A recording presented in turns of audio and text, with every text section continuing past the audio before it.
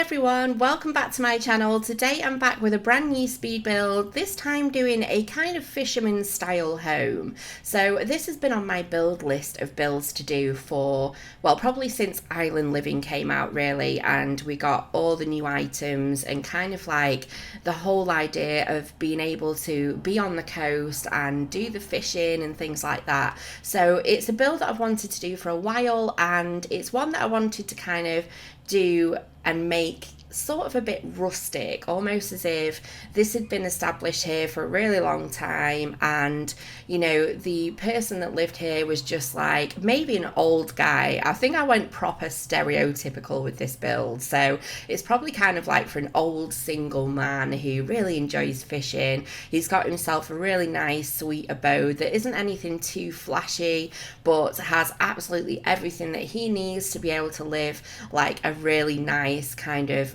lifestyle without living off and needing modern technology and things like that. So initially I was going to make this build off the grid, but to be honest with you, the off the grid trait is a little bit of a shambles at the moment. It's kind of all over the place. There isn't a lot of structure with it. We haven't, with things like lighting, with the lanterns and the candles and all of those things that we've got in the game, none of them are really clearly labelled to be off the grid, and it's all a bit kind of all over the place. So in the end I decided to just make life easier for myself and, you know, just kind of include a few little bits. But on the whole, I'd say if you wanted to use it for an off the grid build, it'd be really easy to do that. A lot of the outdoor lighting that I used was literally just lanterns, and I think on the inside I did have a stove and a fridge, but you know, you can easily change those out. So I actually should have had this build up last night, but if you've not heard already, we are having a major heat wave over here in the UK, and certainly if you watch my channel you will know that's a thing. But yesterday was one of the hottest days ever recorded in the UK. It was just so hot. I just felt like I couldn't escape from it. I think I had something like 3 showers yesterday that were all freezing cold, and I was just trying my very best to kind of cope. So when it got to last night and the kids were in bed and whatnot, I thought, right, okay, I'm going to sit down and do this voiceover. I think I got 7 minutes in, and all I'd done was like moaned for 7 minutes straight about how hot it was. And I was like, Kim, seriously, you cannot publish that. So I decided to scrap it and just leave it for today, because today is actually still really hot, but nowhere near as bad as it was yesterday. So I feel a little bit more refreshed today. But it's also my son's birthday today. He's really excited. He's 8 years old today, and yeah, so this morning was, well, actually, I've spent the last 2 nights sleeping on the sofa because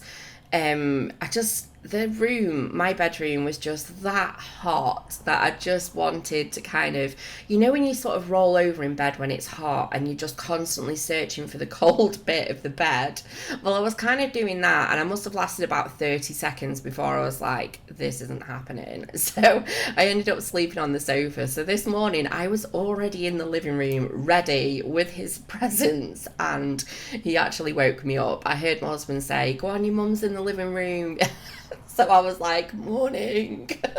So he is absolutely over the moon. He's really excited. He's got a brand new bike, he's got a new scooter, a new headset for his Xbox, and all these other bits and bobs. He's been very, very lucky. So he's really excited. His big sister, who is 9, she is actually having a sleepover at the moment. She went away last night and stayed over with a friend. So we're just waiting for her to get back now. And no doubt they'll be off to the park together with all of the new gear, and they're going to have an absolute blast. But I think this weekend we're going to go trampolining as well. I think that's what he wants to do for his birthday, so I'm looking forward to that too. But he's also made a special request for pancakes for tea. My husband called before and he was like, ask Jensen what he wants for tea. He can have absolutely anything he wants. And he was like, can we have pancakes?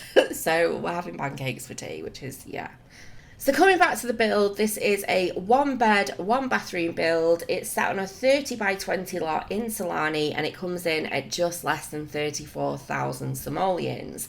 So like I say, I wanted it to kind of feel authentic, a bit rustic, not really necessarily run down, but you know, just kind of established. It's been here for a long time, and it's just very sort of, it's kind of like a very loved little space that this whoever lives here really just enjoys, and it's just so serene where he is as well. I mean, look at this view. If you're a fisherman, this has got to be like a fisherman's dream of a view, surely.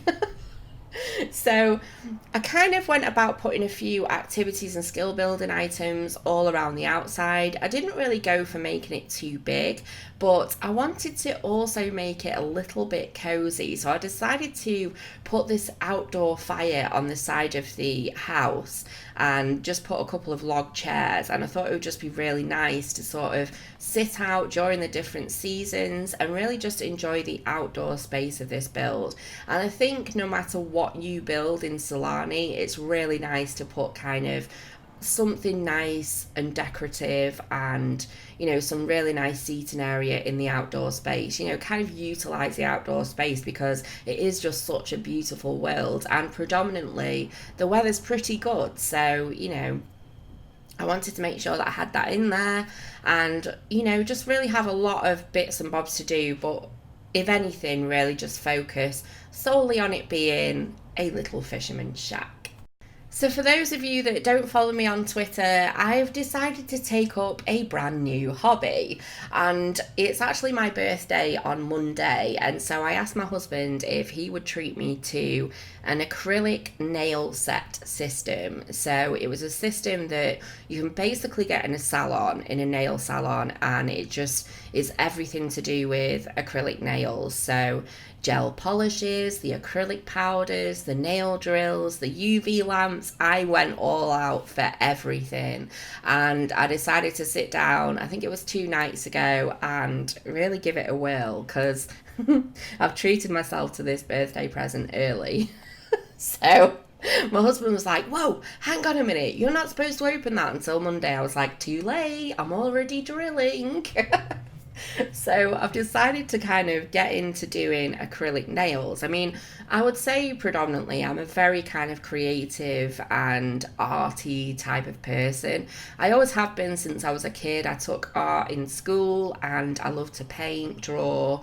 Although I would say painting and drawing isn't something I've really done properly for a very long time, but I'm very creative. I've done things like I taught myself how to crochet, and yeah, you know, so I like doing kind of arty stuff, so I thought it'd be really nice to be able to do my own nails, because occasionally I suffer from something called pompholyx, which is eczema, which only affects the hands and the feet, but I actually only get it on 2 of my fingers, and it's only a very small patch, but it can affect your nails, and it can make your nails grow, you know, it can make them a little bit brittle. So I've found that this summer, with the heat and everything like that, that my nails are breaking off really easily. So I thought, I'm going to treat myself to the acrylic nail system, and I'm going to teach myself how to do it. So for anyone who's interested, I did actually post a picture over on my Twitter page, and I actually did a really good job. Now, I've literally just watched a few nail videos, you know, and basically I'm self-taught, so I don't think I did a bad job. The only thing is now is that I've done them that long that I can't physically do anything. Like, it just seemed like such a good idea at the time.